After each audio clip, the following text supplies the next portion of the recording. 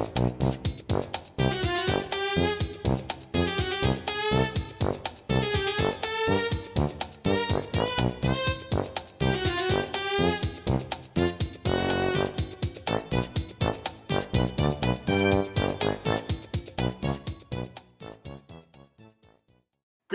and konnichiwa, and welcome back to the Onyx Tavern vlog series for Super Megaforce. Today I am joined by Agent K and Agent J, otherwise known as Raptor and D-Jedi, as we talk about the second episode of Super Megaforce, Earth Fights Back. How you gentlemen doing today? Doing alright? Doing good, doing good. Went to the ski hill today. I'm tired. I almost fell asleep before I came here, so... Well, that means you're at least partially rested, right? More or less exhausted. You know. And we know Raptor, he's going to be good with this sugar rush he's got going on. So, guys, we went ahead and saw... you're not going to ask me how my weekend was? I see how it is. Oh! Well, that notwithstanding. So we went ahead and saw episode 2 of Super Megaforce, Earth Fights Back. It's pretty much a direct interpretation of the 5th episode of Gokaiger, where they meet the SPD, except minus any SPD characters, basically. Mm-hmm. Or I shouldn't say SPD. Well, they did meet the SPD, but Deca Ranger, basically. Mm-hmm. And all they really survived in this was the missile plot. So I'm hoping our viewers have already seen the episode. I don't think we need to give a rundown, but let's just kind of talk about it in general. Raptor, what were your overall thoughts about the episode before we go into more specifics? Overall thoughts of the episode, alright. Maybe it's the fact that, yeah, my expectations are lowered. Maybe it's the fact that D-Jedi and I had a few drinks when we watched the second episode, but it feels to me like Super Megaforce is getting better. Better than how Megaforce was, at least. I will grant it that there is a little bit more, effort that they're putting into it, but little bit more. Yeah, and I did think the missile plot was good with the villains. That was pretty cool. Yeah, I mean, that's a pullover from Gokaiger, and I thought they were able to adapt that pretty well. Except for the fact that it took them 2 hours to actually battle. Did anybody else catch that? Yeah. Troy was doing a marathon fight right there. Yeah, and he only thought in the second hour, maybe I should do Super Mega Mode. Yeah. DJ, what do you think? I thought it was pretty good. Definitely more well-written than I thought, and it actually seemed to go quite well. I think it definitely shows hope for Super Megaforce and for eventually Dino Charge. Okay, I will agree with you there, because it does look like it might be getting better. You know, they're kind of just throwing things out there, but they are trying to do some things here and there. Let's get into the more specific aspects. Let's talk about the big thing that everybody's going crazy over, including yours truly. The Die Ranger suits were used, at least the blue, pink, yellow, and green. D-Jedi, I mean, here's the thing. I'm going to give you guys, let's talk a little bit about it. We're going to do a more extensive podcast on this here in the future, probably next day or so. But just general thoughts. They use the Die Rangers as the new powers. What do you think? I mean, it works, makes sense. I mean, they kind of had to use it for the storyline and the adaptation they were going for. So, I mean, did they really actually have to use the footage? Not necessarily, no, but part of the contract deal, I'm sure, had something to do with it. But I don't know. I mean, it's completely their call. It seems out of place, but it also makes sense. And had the Lost Galaxy original story actually transitioned well, it may have worked so that could be implying that there are quote-unquote other Rangers out there from past centuries that they can have quote-unquote access to. Gosei said never seen on Earth. Exactly. So it's entirely possible that he was just aware of another alien team. Mm-hmm. And you guys think it was, I mean, because something that hasn't really actually been addressed in Power Rangers that they did in Gokaiger was that they would adapt their fighting styles. So Kirin Ranger from Die Ranger had like a drunken fist kind of fighting style. And Gia was able to go ahead and emulate that. They have not previously established that in Power Rangers. Do you think it's wise for them to do that? I know they're constrained by the footage, but let's be honest, when we saw the SPD fight at the end, I mean, they didn't look specialized fighting. It was just like, yeah, these guys could be fighting this way. That seems normal. Well, with that, Deca Ranger / SPD is less specialized fighting because it's use your basic martial arts and shoot shit. Exactly. Which is like most, I think, police officers, shoot first, ask questions later. Yeah, and other than that, it's instant expertise. But you know what? The Go-Kaijers have instant expertise in everything they do. Let me ask this question, and we'll move on from Tavern, because, again, I want to talk about this more in depth. That maybe, I can see this from Joe, but Marvelous, Luca, Iam, and Dawn, they were not taking time to individually master the 34 teams that preceded them. Yeah, it's probably connected with the powers, like the ability to pilot Zords. But do you guys feel that this is setting a dangerous precedent down the line where they could use other Gokai footage of previous teams pre-Zoo Ranger without context to it? Easily. They could easily open the gate. I have a They've already feeling, done it though, once, but I don't think they'll really cross that line. I have a feeling, though, that my guess is that it's going to stop at Die Ranger.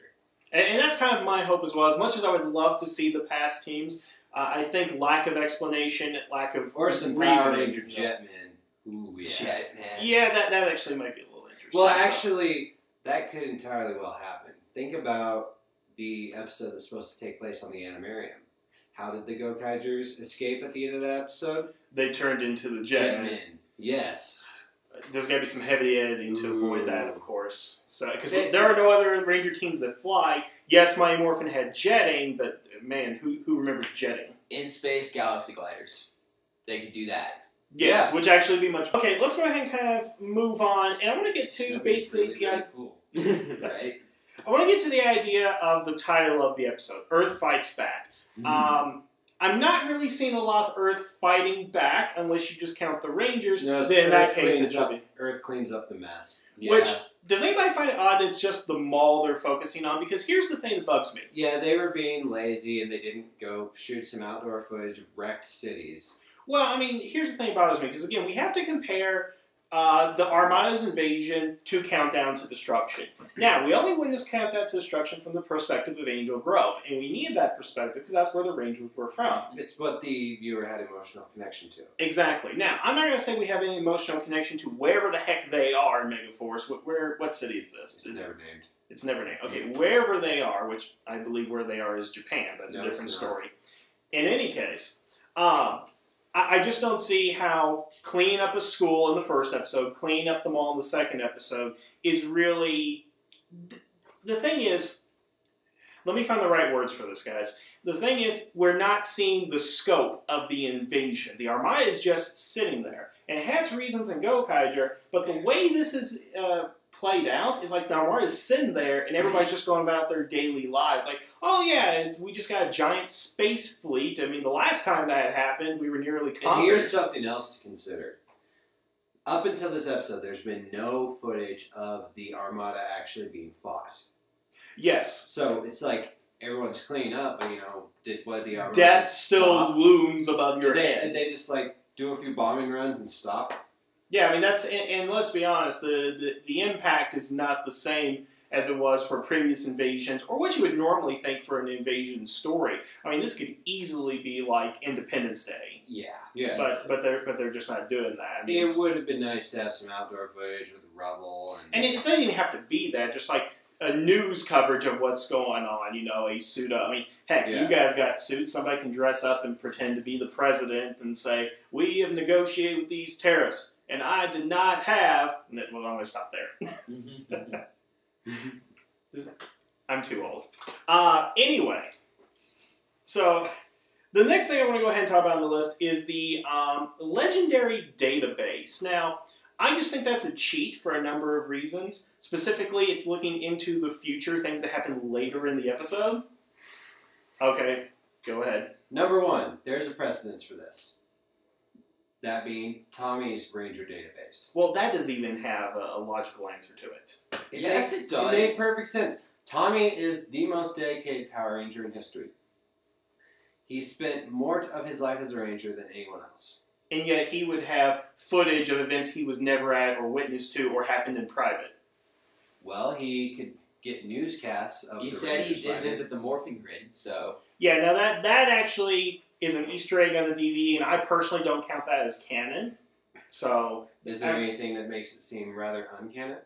No, it just hasn't been. It hasn't been listed as canon. Canon is the 700 plus episodes plus Turbo.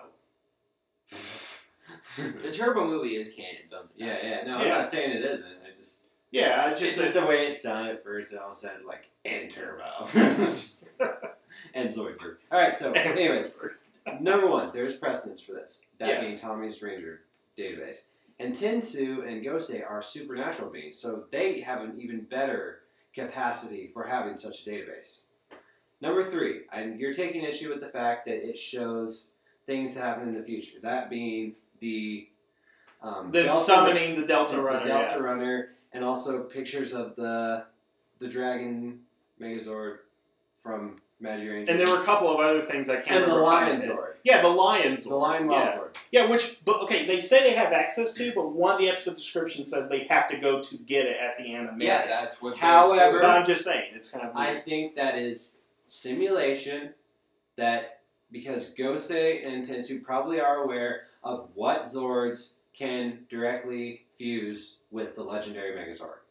And the weird thing is, he also says, I think Jake or somebody says the legendary Megazord could have been specifically designed to interface with past Zords. Yeah, but also remember, one of my biggest issues I had with GoKaiger was their Zords really didn't make sense, that they were manifested from the greater powers, and there was no explanation behind them, especially like Malkon. He made the least sense of anybody, and the Magic Dragon. What doesn't make sense about them?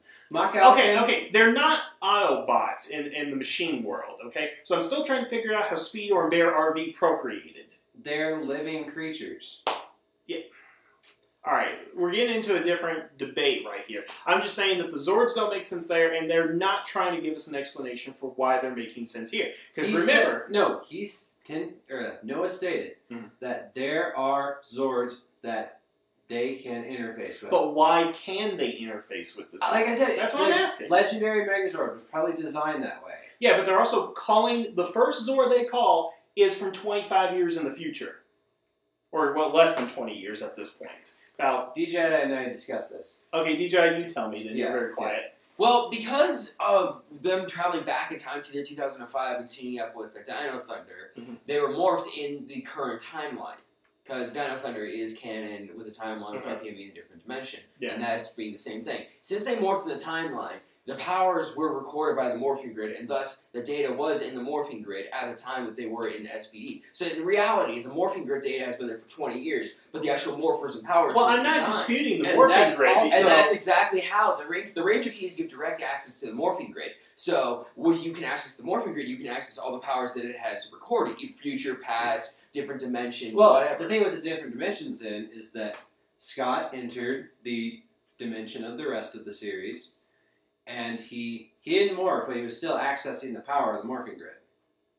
Because he was using his weapons, using his engine cells. And so therefore, the data and all the connections related to him, because each set of Ranger powers has their own connection to the morphing grid.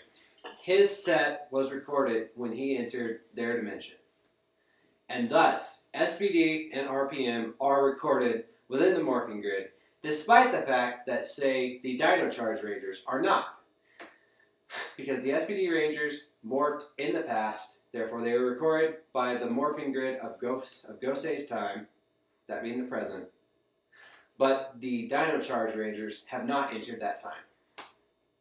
That's very convoluted, but somehow makes sense. Exactly. Well, I mean, could it simply be that the Delta Runner that they have was constructed by Gosei based on the original designs of the Delta Runner? Yeah, sure. Easily. See, I wonder, since, again, does Deca Ranger take place in the future? You know, Sentai, so it's present day in Sentai. Yep. So it's not too much of a stretch in Sentai. Yeah, it's not as much of a stretch, but...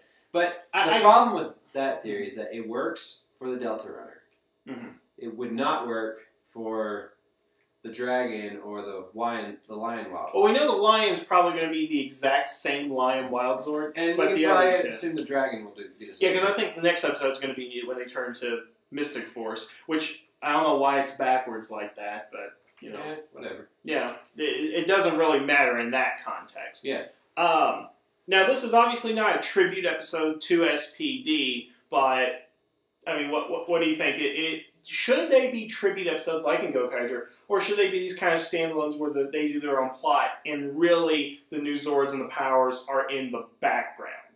I think they should have the new Zords and the powers in the foreground because that's a huge thing about it. But having the tribute episodes would almost make it too much work and having to organize all the footage and make multiple fights into multiple scenes for one monster, even though you had to do some American footage in there possibly. So just keeping the traditional timelining going seems better, but having the powers as a foreground. Also, in regards to SPD, that you would have to be dragging time travel into it, and well, they're already dragging the dimension into it because it already said it said they're going to go to the RPM dimension. Yep. Yeah. So I mean, it's a lot of crazy things, and it is the second episode, so who knows what they're going to go ahead and do. It just seems very.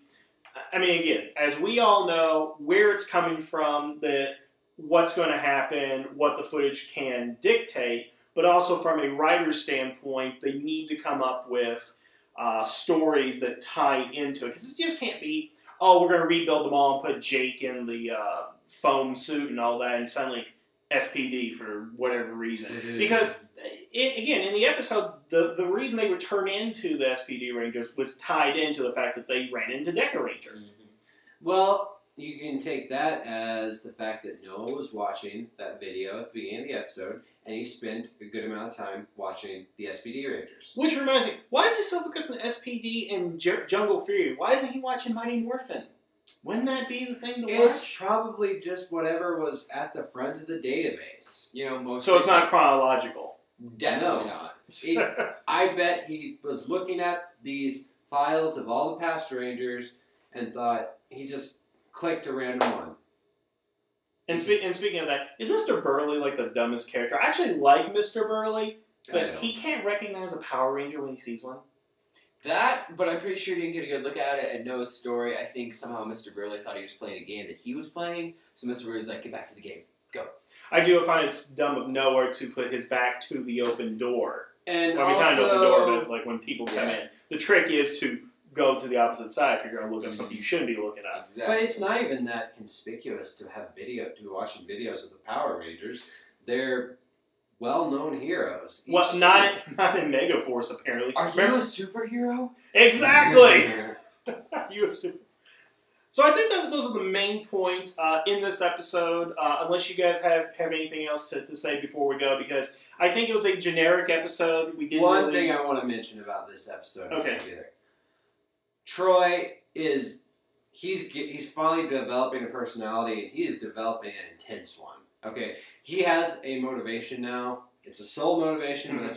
He wants to find Robo Knight, and that coupled with the Captain Marvelous footage, basically, because the Rangers are taking on pieces of their Gokaiger counterparts, whether the writers intended or not. Yeah, and of course, as I said before, Jakey's probably one of the closest ones. And the thing I say about Gia is that she's got this kind of, like, I think Gia's a bitch. I still do. But she fights like an angry woman, and that's kind of what Luca was. Not that Luca's a bitch. I love Luca, but... No, Luca wasn't an angry woman. She was just good at fighting. She was fierce. That was the thing. That's why I'm saying she's fierce. Luca was an anti-hero. But anyways, he's taking all this marvelous traits, and he's just becoming intense, and like the fact that he stood against those exports? Yeah, export, yeah. The exports, for 2 hours. For 2 hours, and then once they finish fighting the monster, once they take it down with the Megazord, he's like, alright, let's go bust the Armada. Yeah, which was kind of out of nowhere, I think. It's like, I know, they didn't think of doing this. He's like, fuck it, we're going after him. I'd say he's getting pissed off, but it's good to see he's finally getting a little personality, but seriously, I think he's a little too butthurt about Robo Knight missing. Yeah, I'm still trying to figure that out. I haven't watched the last couple of episodes of Megaforce, but I'm just like, what is this with the whole Robo Knight thing? It's like... And I will always love you. Dolly Parton, ladies and gentlemen. Now Whitney Houston. How dare you? Dolly Parton did the better version. Says you. Yeah, says me. Hey, also, Whitney Houston sold like 1 billion more. So? And hers is the original meme that's still floating around the internet, so there's that. Yeah. But I like Dolly Parton. Anyway, so I think we've said all that needs to be said about the second episode. I'm very curious to see what's going to happen next. They're going to do a Mystic Force. I don't think there's any chance of a Mystic Force character coming in. Not to mention, isn't this the one? Isn't the third episode supposed to be about Noah and the sword fighting? Yes. Yeah. Okay, so unless they're going to bring in Nick to teach him how to sword fight, I think it's just going to be Mystic Force in the background. I tell you what I'm excited to see is the Wild Force episode supposed to happen before or after the Silver Ranger shows up? I would assume before. Yeah, I'm excited to see him go to the anime area. I'm excited to see the Lion Wild Zord back again. And I'm hoping that they'll give a better explanation than in Gokaiger, because in Gokaiger it was assumed that the other Wild Zords were destroyed in the Great Mecha War, but only the Lion survived, which is kind of... Or you can make the argument that it was reborn. Yeah, given its design, and apparently it's been powered with samurai power. Yeah. Which I'd also like to see them. Yeah, that's totally going to be done because it's been confirmed that Zord will appear. Oh yeah, I'm not saying. I'm just saying it's like, yeah, please explain why it's got kanji power. That's what I'd like to know. Or symbol power. Well, you could argue that since the Samurai Rangers have animal mecha, that they may come from the Folding Zords may be related to the Wild Zords. Don't apologize for them until they do something wrong. Let's put it that way. Okay? Mm-hmm. All right. So, again, I want to go ahead and thank D-Jedi and Raptor. I was going to come up with some clever names for you guys again, but I can't think of anything besides K and J. But thank you guys for joining me here today. Well, before you go, we have one thing to say. Oh, I'm being ambushed again, am I? Yep. We would like to welcome everybody to Tokyo Review 1.5. Exactly.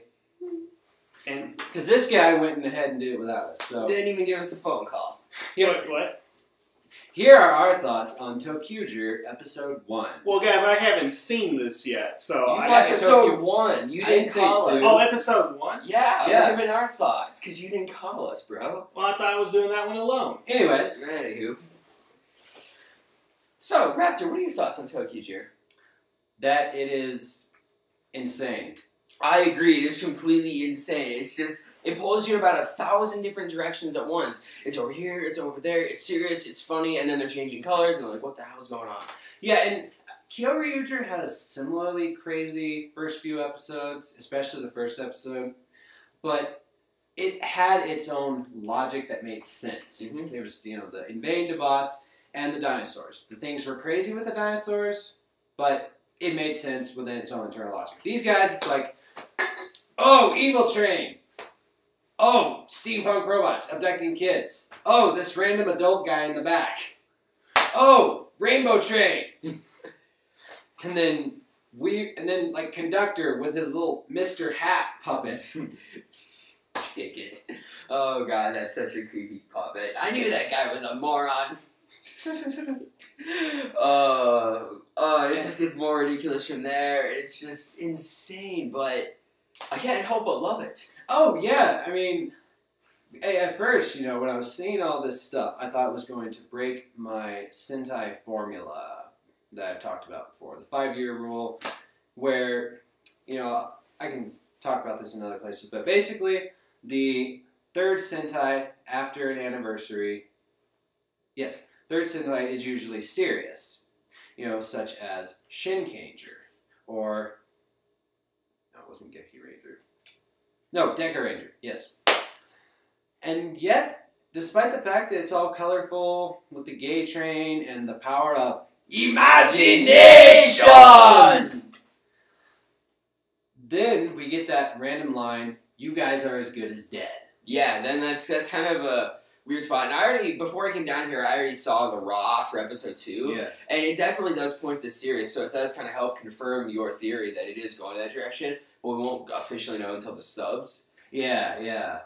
So, it's looking like it's going to be, like, really colorful and bright and plenty of stuff for the kids, but, like, a bunch of stuff to disturb the older viewers. Oh, yeah. It's definitely pulling everybody in the right direction, and the craziness level it's delivering is Yeah, super. the pink. Wow. Yeah. A shrinking power. I'm sure that's been done.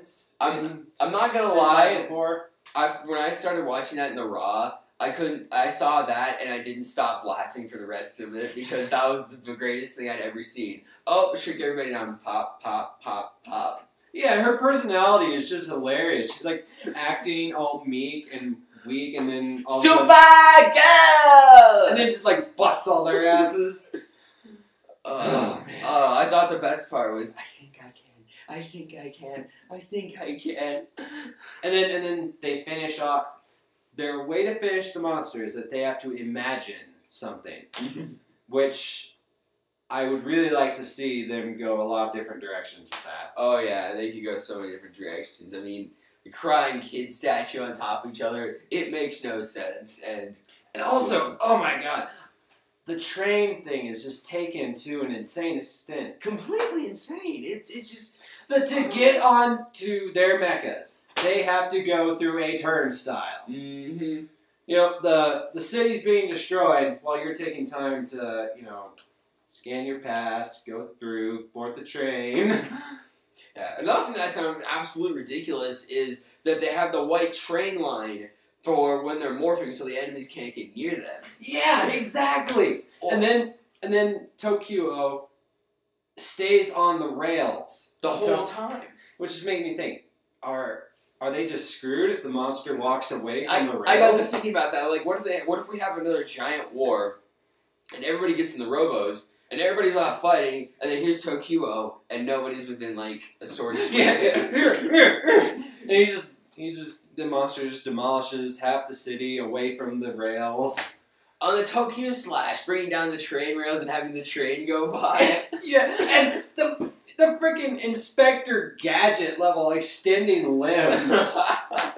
Yeah, Tokyo kick and Yeah. just across the way. And, They just it's so many. There's so I'm much really good. excited for this series. Oh, it's definitely gonna be one of the best, I think, to be delivered. I mean, they definitely had to make up for. They definitely had to come with a bang after Kyoryuger, and I think they're delivering. Yeah. Any other thoughts on Tokyo episode 1?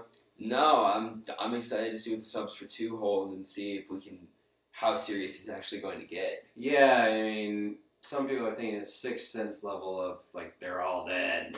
I wouldn't. It would. I don't think it'd be going that far, but I definitely it's gotta have something to do with the afterlife for sure. Yeah. Yep. All right. Well, thank you guys for joining.